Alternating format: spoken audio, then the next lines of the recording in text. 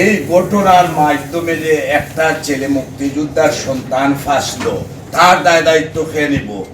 তারে যখন সাসপেক্ট করা হয়েছে কোনো মিডিয়ার মাঝে আপনারা দেখছেন, তারে সাসপেক্ট করতে দেখা গেছে কিছু পাবলিকে দর্শন দরিয়ে আনিয়া তারে দিছেন 2 জন না 3 জন পুলিশ লাট ঘুষি টুসি দেয়।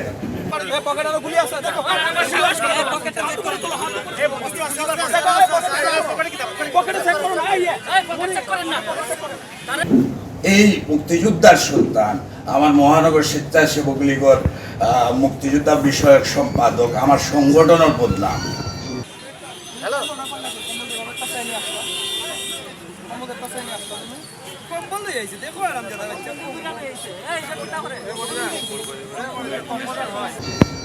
এটার কি করতে আপনারা কি দায়িত্ব নাই?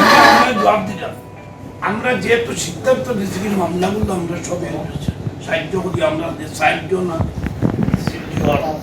চেম্বার প্রেসিডেন্ট, 4 জন কাউন্সিলর, আমরা 4 জন।